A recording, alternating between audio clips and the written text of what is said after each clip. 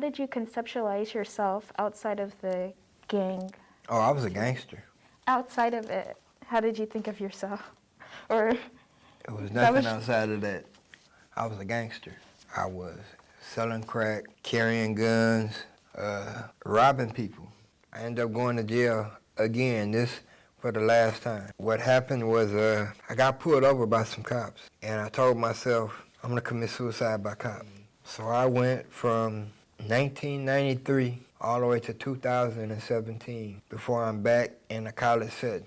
I took a full load of classes and started my college journey. Only thing was I was still using drugs. Only now, instead of just smoking PCP and marijuana, I'm smoking crack cocaine. Hi, Heavily. I'm Shekinah Abolo. It's May 27th, and I'm here with... Emil Webb.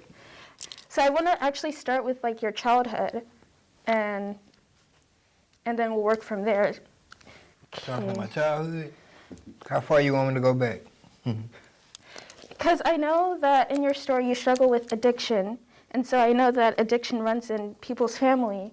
So I just want to know how you got to the point where you were engaging in a life of crime and things like that. Well, I was introduced to marijuana at the age of 9 by my older cousin, and that was the gateway. From there, I mostly drank during my teenage years. I was mostly an alcoholic, but marijuana was prevalent, always.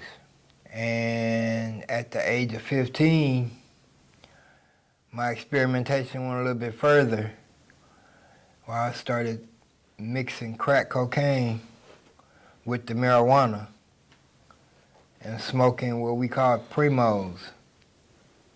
So that was my first real hardcore dealings with addiction from the age of 15 to 17. And I actually broke that cycle in 1990 at the age of 17 because I wanted to graduate from high school. You were a good student because you had a scholarship at Yeah. OU?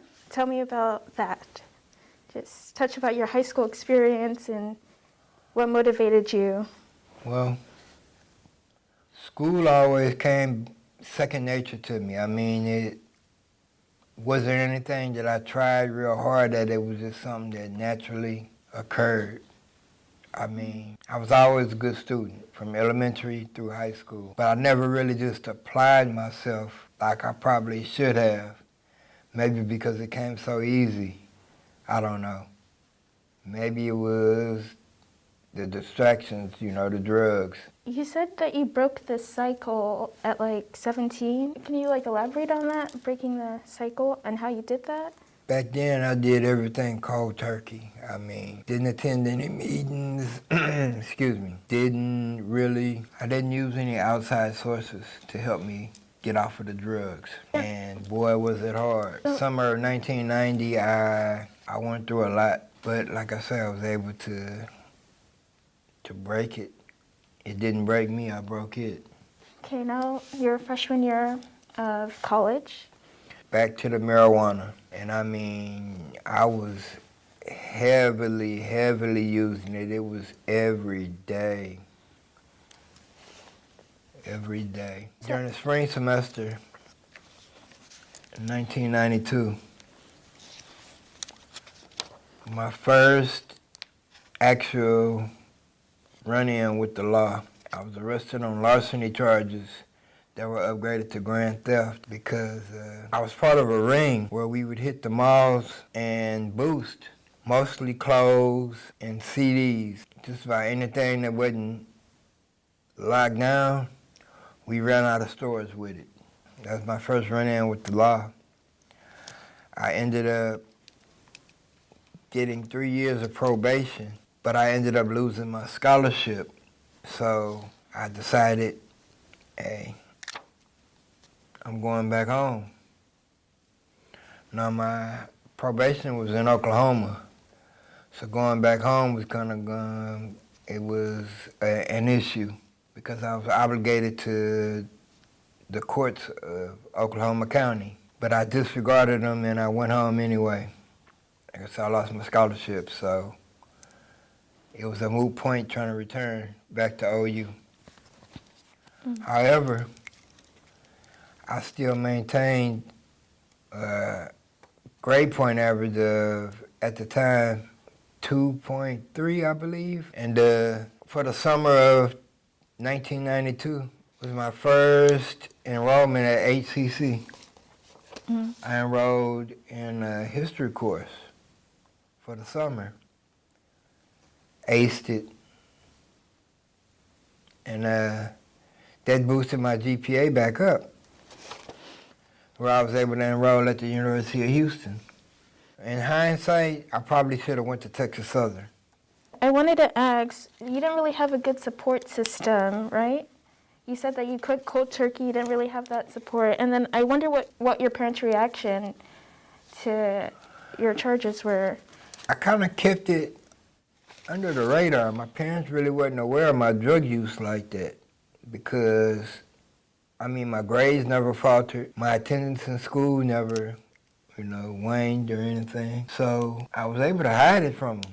But during, period of quitting cold turkey, the withdrawals kind of threw up some red flags because they were wondering, what is wrong with you? Like, what are you going through? But I guess they wrote it off as typical teenage behavior because I never divulged to them just the extent of my drug use or what was going on. I mean, they knew I drank, but the getting high part, I was able to keep it from them. Do you know if you're neurodivergent, like if you have ADHD or anything? Attention deficit disorder? Do you know if you have anything, or autism? Because I know that people use marijuana to self-medicate. I don't know, and that's a good question because I always thought that maybe it was something wrong with me. But I am diagnosed bipolar. That diagnosis didn't come till way later on in life. Okay. But I always felt it was something just not right with what was going on with me, with my mental makeup, because I always did things like spontaneously. Like there never was too much thought to it, I just did it. So the criminal behavior came and it haunted me for the longest. From that first encounter at jail to when I got back to Houston and was going to the University of Houston, my marijuana use was just out of control. So to supplement, keep myself high, I started selling marijuana. But using marijuana and selling marijuana at the same time was kind of an issue, so I began dealing in large amounts. The more I had, the more I smoked. And it got to where I was using, at one point, almost an ounce a day. I mean, I was smoking blunts like crazy. And this was during a time where marijuana use got real big. It became a thing. And me already being familiar with the drug, a lot of my friends and high school classmates, they came to me to get high. So I had a customer base that was convenient because that's what I became known for. And I mean, it got to the point at one time I was at school at U of H. And I would leave the campus to go and get a bag and come back to campus and smoke. And one time I got so high that I decided I wasn't going to class, I was going to go home. And I got on the metro to leave and had forgot that I had drove to school that day. So I left my car. I had to get off the bus, go back the other way, go pick up my car, and go home. But I was still able to maintain good academic standing. And during the summer of 1993, I decided to sell crack. And my life changed from there because as a crack dealer, I saw a lot more money than just dealing marijuana. I mean, a lot more money. I ended up during my second semester at U of H, the fall of '93. I went to jail during the middle of the semester for possession with intent to deliver crack cocaine. And it was made an aggravated offense because I also had a gun. So this would be my first rodeo, as we call it, going to prison. I entered the Texas Department of Criminal Justice, a 20-year-old. Back then, it was a revolving door. I had a 2-year sentence, but only ended up doing 7 months of a 2-year sentence. Got out on parole. And I went back to U of H to enroll again, but was told that I wasn't going to be able to receive financial aid. So instead of figuring out a way to pay for school, I decided, oh, well, I'll just sell crack full time. I'm going to stop you right here. Can you tell me more about your prison sentence and how that was like? Funny you asked that. It was like going to school. You know, everything was uniform. You had to get up at a certain time, go eat at a certain time, go out to work at a certain time, which I did not do because it was hot. It was hot, and they had us, well, the first job I had was working in the fields. And the first day I went out and did it, I was like, I'm not doing that again. And you're supposed to lose good time for that. So I probably would have got out a lot sooner had I kept going to work. That's crazy. Them having you in the field? That's, Yeah, that was crazy. But my drug use continued while I was in prison. I mean, it was there.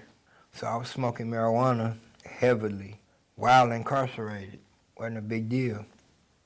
So when I got out, my first urine test for parole came back positive for marijuana, and it, like, my parole officer was like, how could you be dirty already? I mean, you just got out. Like, well, like, I never really stopped smoking. It didn't register to me to hold that back. You know, I figured they already knew what was going on. And when she asked me, so you were getting high while you were at TEC? I'm like, oh yeah, every day. It says here that you, quote, became enamored with street life. So, like, what was so alluring about it? That's a good question. My grandmother's from Los Angeles, California. And growing up, you know, I idolized my uncle. My uncle was a gangster, you know, 11-9 Block Watergate Crips. And me and my brother fell into that lifestyle, the gang culture. And even though it wasn't heavy here in Houston like it was in LA, the presence was here.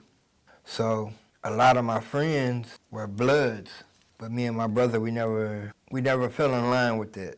We did our own thing, and we took on the identity of Crips because that's what we knew.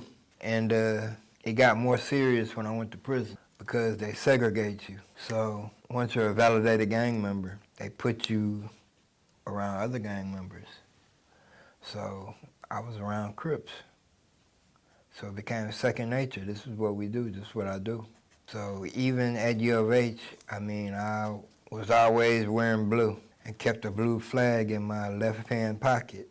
I mean, I was representing. I was in my early 20s, and that was the thing. So that became my identity. Now, my uncle went to federal prison in the fall of 1992, so I was on my own.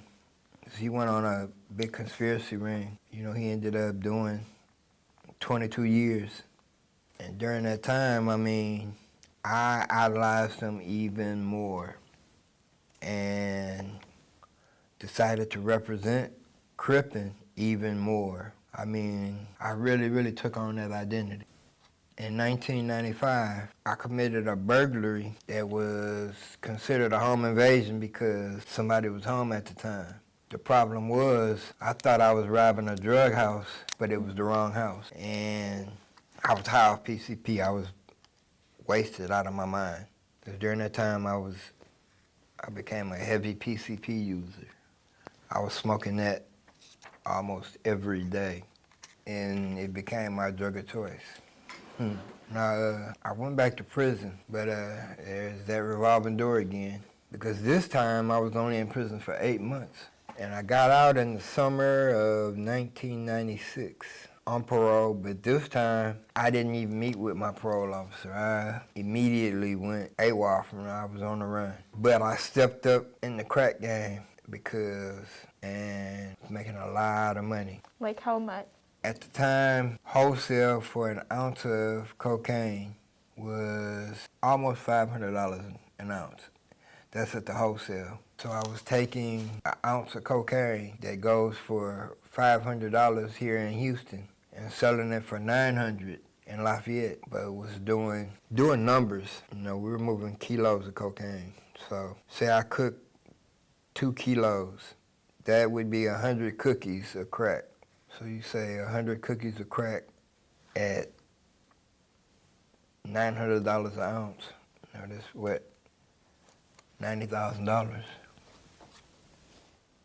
$90,000, and you say a kilo of cocaine wholesale was $15,000.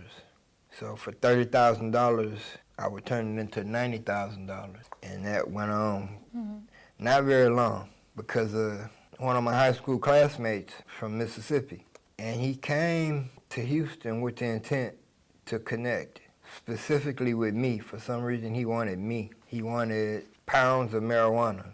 And, you know, even though I was selling mostly crack, I was also selling marijuana. So crack and weed, weed and crack. And I was moving pounds of marijuana, you know, wholesale. Really wasn't making much money off of it because I would get the pounds for $350 a pound and would sell them for $400, maybe $450. But it would be in bulk, you know, 40 pounds, 50 pounds, 100 pounds. And this particular classmate had intentions on setting me up. Now, I ended up taking a trip to Mississippi because he owed me $4,000. Now, this was January of 1997. I decided, why would I take a trip to Mississippi just to pick up $4,000 when I can also take drugs with me? So I did. I took him 100 cookies. Now, my intent was to stay there with him because I didn't return back to Houston and wait on him to sell it. I stayed there with him to watch my money.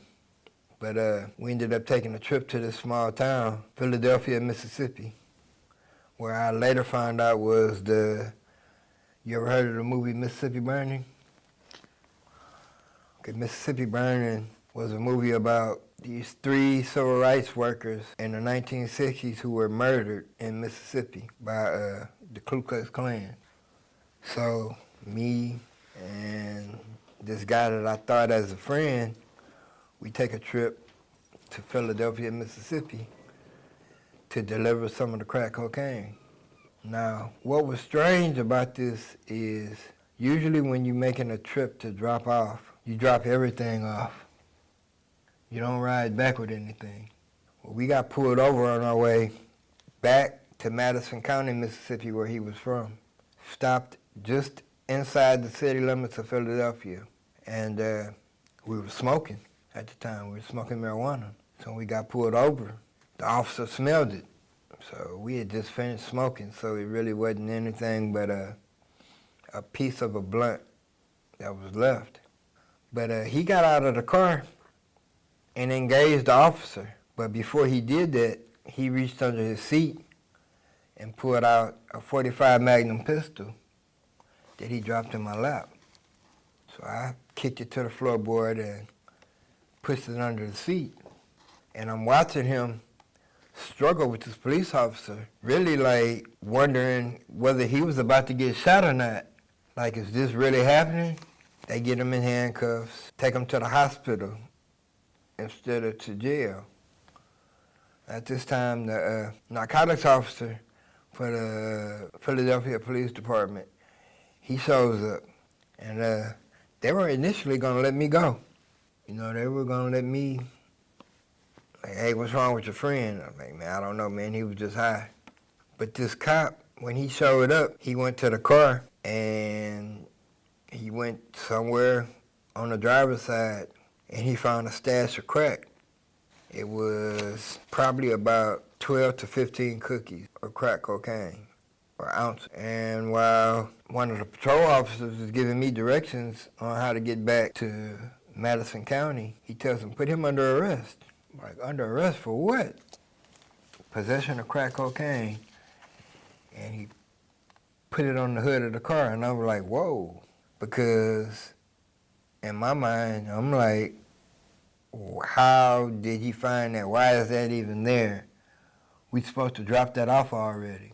Well, I get to the jail, and while they're booking me in, they're like, you know where you at? I didn't have a clue. Like, you ever seen the movie Mississippi Burning? I'm like, yeah. This is the town. That's what we're famous for. I'm like, whoa.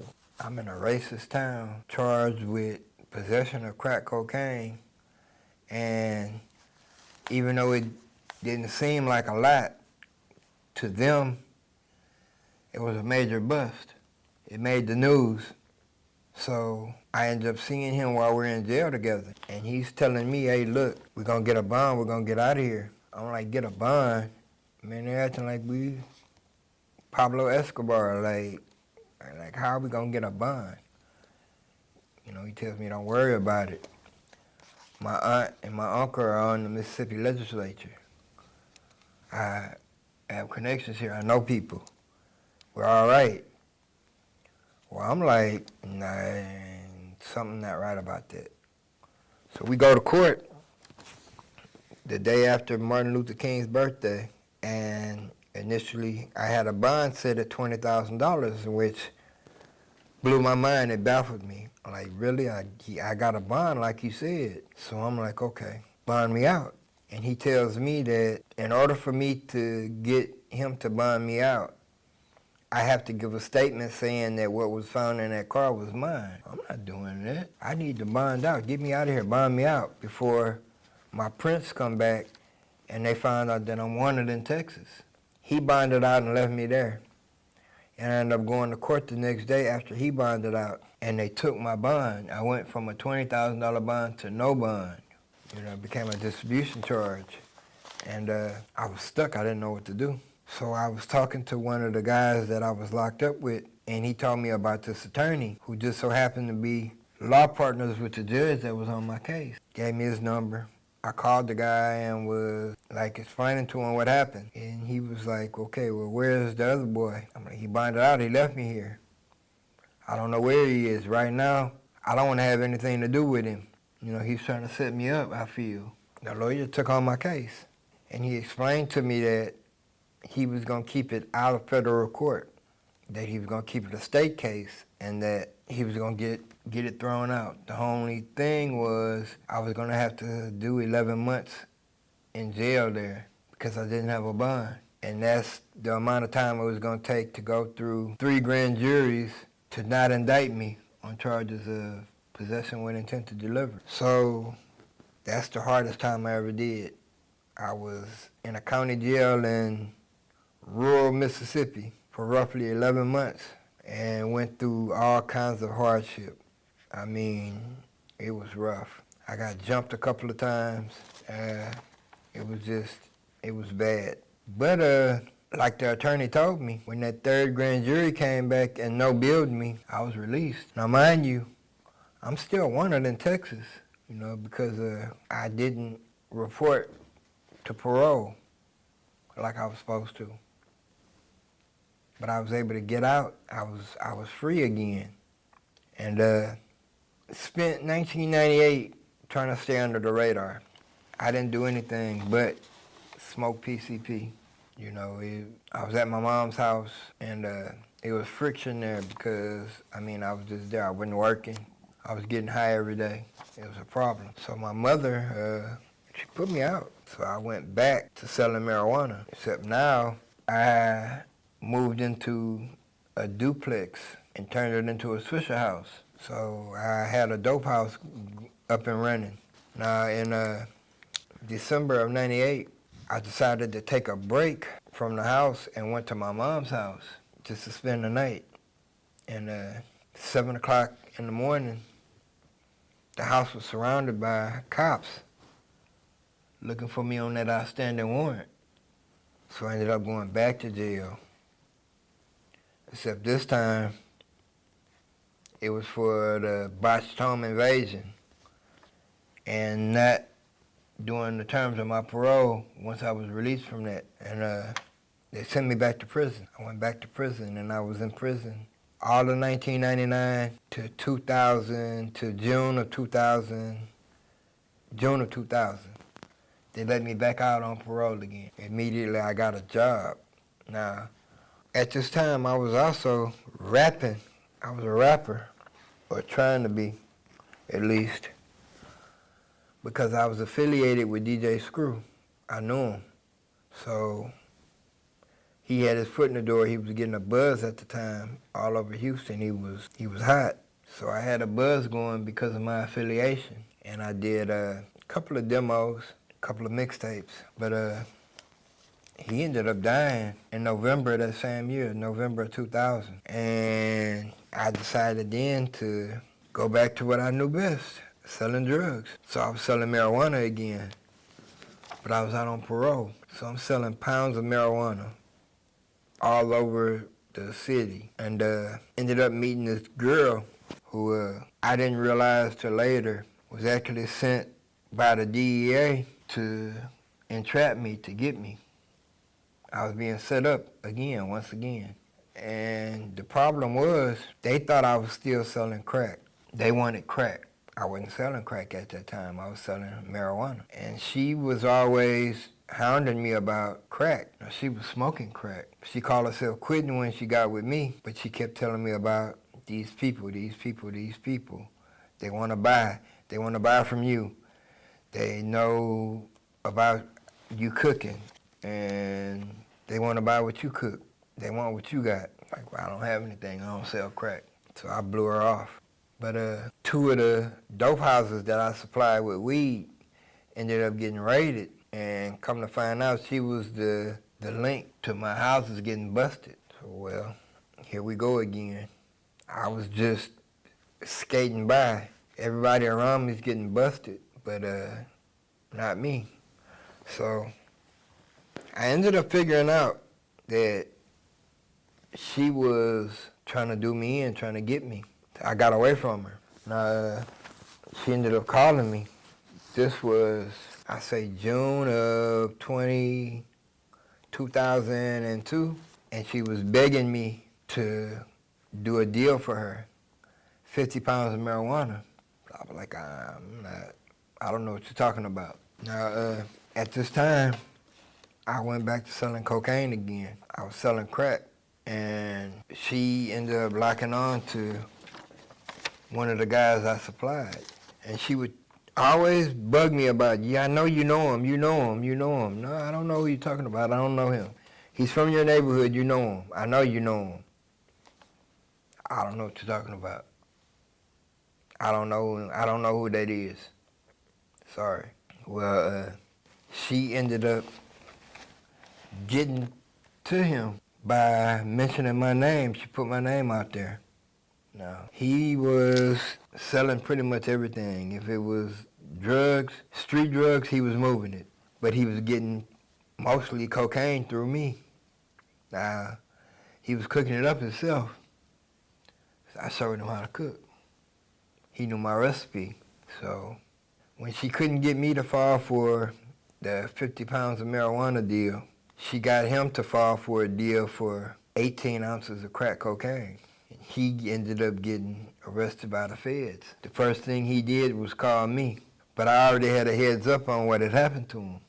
So when he was like, can we do anything? I'm like, nah, we can't do nothing. I don't know what you're talking about. So he ended up getting 17 years in the federal penitentiary off of what essentially was me being the target. So once again, I escaped federal prosecution. Now at this time, I'm still on parole.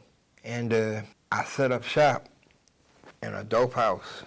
And it was like a one of a kind because I sold everything there. PCP, crack, powder, marijuana, ecstasy pills, Xanax, whatever was popular at the time, we had it there. I had a standing order on the guys that worked the house. Nobody should be allowed in the house. Serve them at the door. Well, one night, they ended up getting a customer there who, he had been coming there previously with somebody we knew.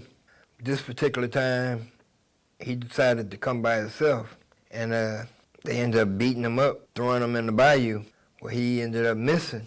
Nobody knew where he was. About a week and a half later, they found his body in the bayou, so I shut the house down. I knew the heat was on again.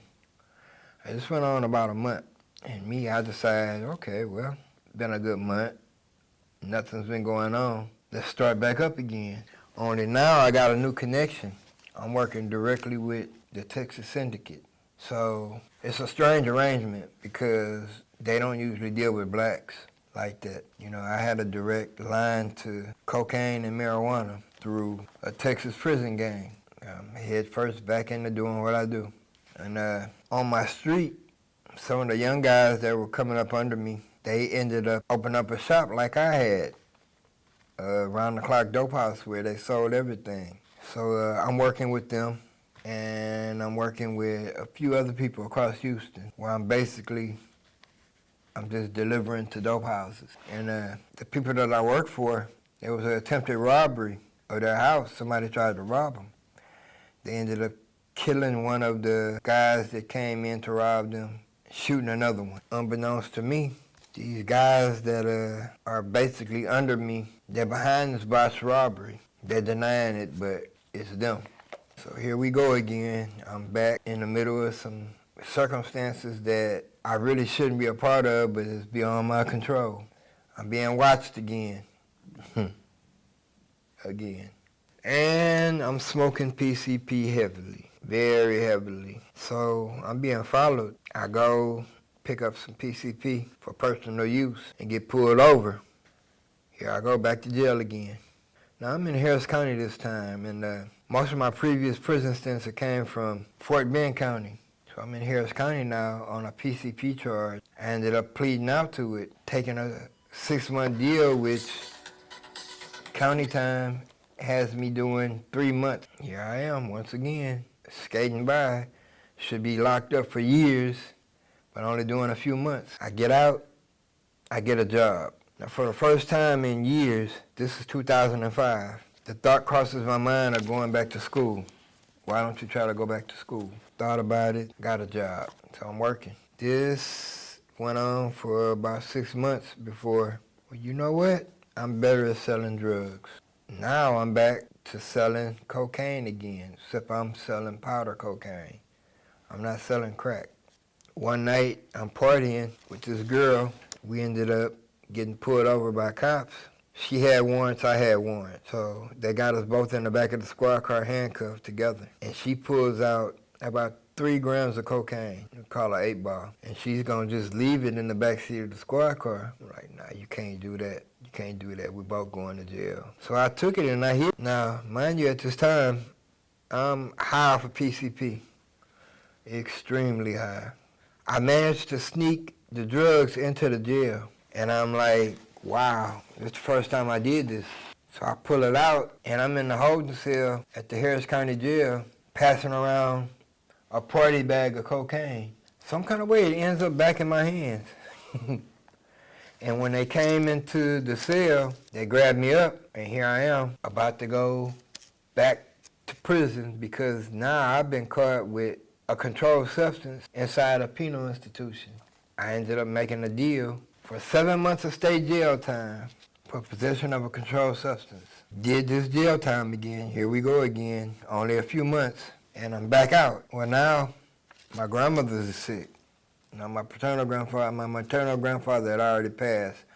My grandmother's passing now. It's crossing my mind again to go back to school. I pass up on that once again. My grandmother dies. I go back to selling drugs. So now we're in 2008. And I've been living out of hotel rooms, selling dope. I meet a girl who, she's from California, and for some reason I'm enamored with California girls. There's something about a California girl. And once again, I end up back in jail, except this time I was set up by cops. A dirty cop arrested me for possession of a controlled substance, cocaine. Now, I smoke PCP, I don't do cocaine. But I'm being set up for possession of a controlled substance for cocaine off of a field test of a toothpick being rubbed into the hairs of my nose and dropped into a solution. So essentially a booger. I end up back in jail again, except this time I walk away from the case. I beat the case. But I was being investigated for a murder I had nothing to do with. They already had the guy that did commit it in custody. But just because he brought my name up and they know who I am, let's humor him. So they kept me in jail, really basically for nothing. And the biggest nightmare I had my whole time, in and out of jail, happened to me. My mother died while I was in jail. And I was like, you know what? I don't care if I ever get out. But they end up releasing me the next day, like, we're sorry, we really didn't have anything on you, but sorry for your loss. Now, I finally make the decision to stop selling dope. I mean, my mom's gone. What would she want? Am I gonna keep this cycle up and eventually end up doing years in prison? Because, I'm not gonna keep skating by with a few months here, a few months there. If I keep doing what I'm doing, eventually they're gonna hold me like how they had my uncle. So I got out and I got a job. I'm working. But this girl that I was with before I went back to jail again calls me and she tells me that she's HIV positive. So I go get tested. Initially, it took them 3 months to find me to tell me that I had tested positive. My world turned upside down.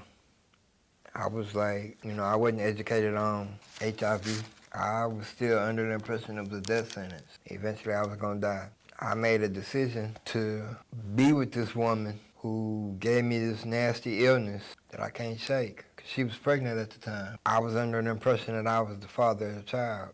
Wasn't the case. But I went 3 years thinking I was the father of this child before a DNA test came back showing that I wasn't. Not only not his father, but not his brother's father. Devastated me. So I ended up homeless because I refused to sell drugs again. I had told myself I'm not going back to that life. Well, I ended up getting housing through where I was getting my HIV treatment. This was 2014.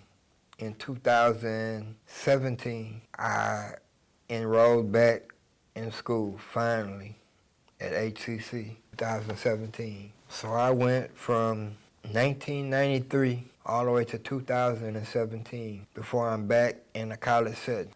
I took a full load of classes and started my college journey. Only thing was I was still using drugs. Only now, instead of just smoking PCP and marijuana, I'm smoking crack cocaine.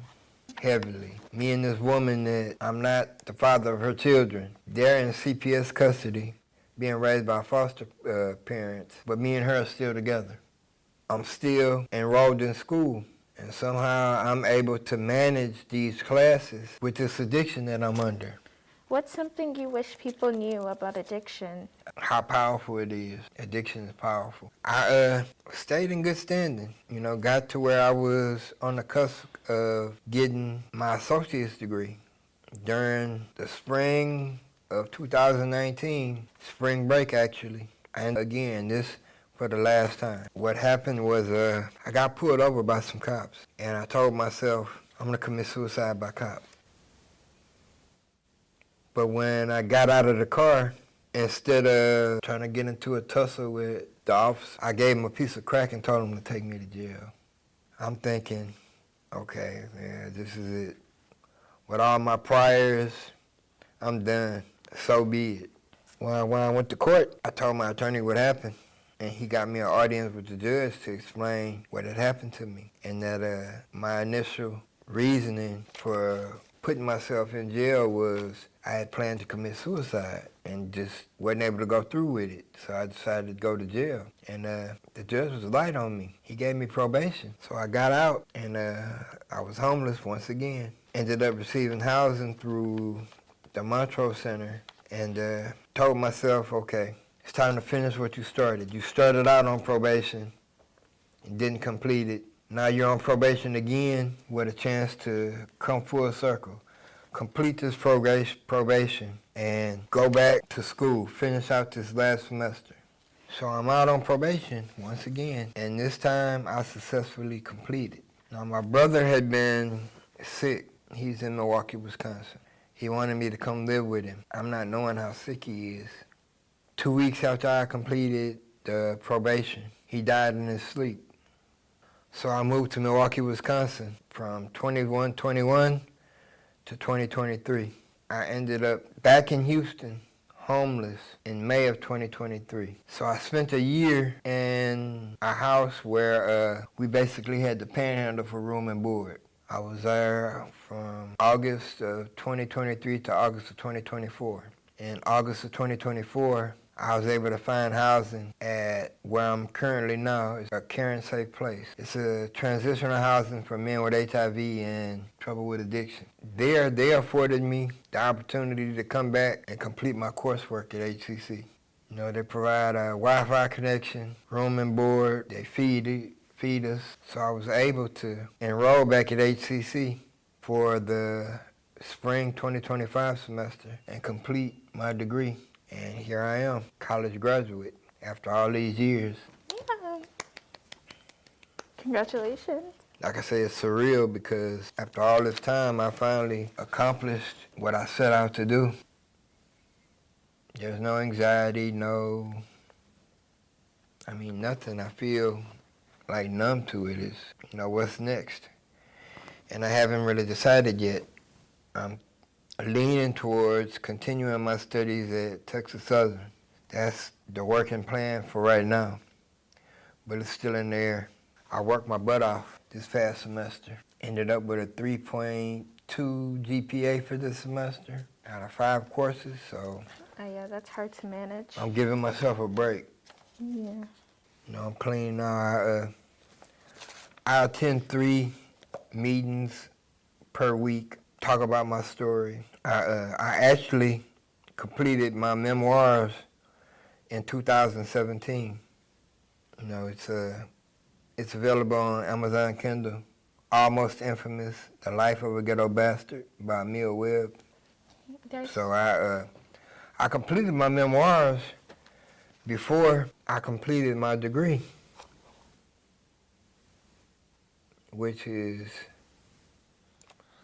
that was one of my goals too, publish something. You tried rapping, didn't work out. You were a drug dealer for all these years. That definitely didn't work out. It worked out how it's supposed to. Only thing is I didn't end up dead.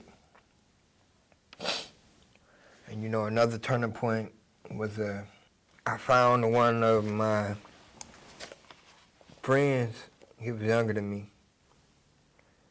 found him dead at a park in our neighborhood. Somebody had shot him in the head. And it just threw me for a loop because of what was going on. I had just enrolled back in school. And he was on PCP real bad. And nobody was really dealing with him but me. And my whole thing was I wanted to get him off of PCP because I was the one that started him on PCP. And it just, all of that culminated in getting me to where I am right now. Finding him like that, I still see him sometimes. It pushed me to accomplish things that were positive instead of negative. I wasn't able to save him, but I'm saving myself.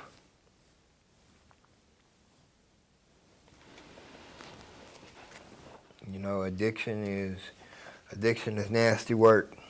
And essentially being on some form of drug or alcohol since the age of 9 years old, it's crazy because now I go to these meetings And I really don't get much out of them because I don't feel the need to use drugs or alcohol anymore. I mean, that part of my life is past. I've outgrown it. So I attend these meetings, and it's crazy. I was on my way to one meeting on the metro, and a crack pipe rolled and hit my foot while I was on the bus. I picked it up. Now, this crack pipe was full of crack. It was fully loaded. I mean, I wasn't gonna have to buy a piece of dope to put on it. It already had all the dope on it to get me high for a couple of days. But I was on my way to one of the meetings. And I didn't think none of it. I picked it up, set it next to me on the bus. When I got off the bus downtown, I smashed it and kicked the Brillo part with all the dope on it into the gutter and went on to the meeting. No problem. No urges to go and get high. Didn't even cross my mind. Easily could have, but didn't. And that showed me, just where I am in my recovery, because I don't like that part of my life, and most of my life, that's what everything was about. I'm trying to do things different now. I'm trying to live sober, have sober experiences, because most of my life has been in a haze, a drug-induced haze. I'm enjoying now being sober. There's two more things I want to talk about. Mm-hmm. So in here you said you were unsuccessfully trying to find a meaningful job. So what makes a job meaningful for you? Something that I want to do. Something I'm passionate about, like writing, or even like, what we're doing right now, this interview here. And then, were you close to your brother? Yeah. What's one of your favorite memories with him? With my brother? Yes. Oh man, there's so many.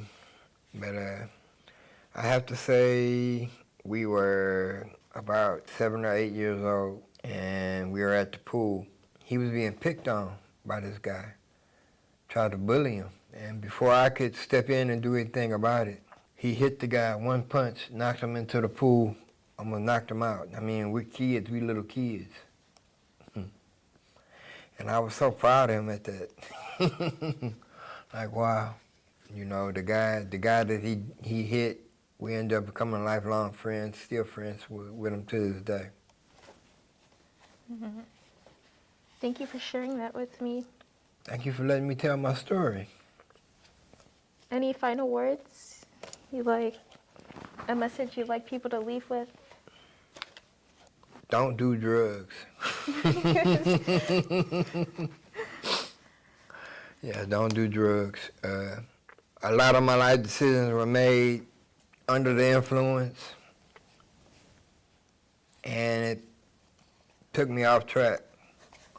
It made me unaware of the dangers I was putting myself in a lot of times. I'm lucky to be here. It's only by God's grace that I'm still here, because easily I could have been killed, on many different occasions, especially during my heavy days of heavy gangbanging. There's a lot that went on during that time that I didn't talk about. It's a lot of things that I can't say that I'm ashamed because I did them. But I do regret. Mental illness is real. It took over 40 years for me to get a mental health diagnosis saying what was really going on with me and being able to get properly medicated to control, my conditions. And I take medicine 3 times a day, morning, afternoon, nighttime.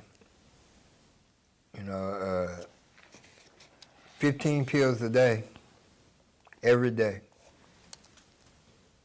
But it works for me. It keeps me grounded. And that's really all that I needed. Something to get me leveled out to where I didn't feel the need to use anything. Obviously the main medication I take is my antiretrovirals for HIV infection. But my psych meds help. My psych meds keep me level. My psych meds keep me sane. They show me that I don't need drugs, not street drugs anyway.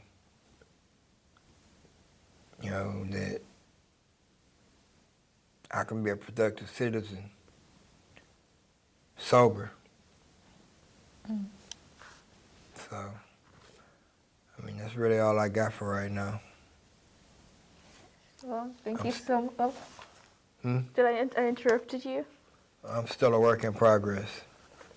We all are. Yeah. Thank you so much for agreeing to be interviewed by me. It was an honor. Right? Bye.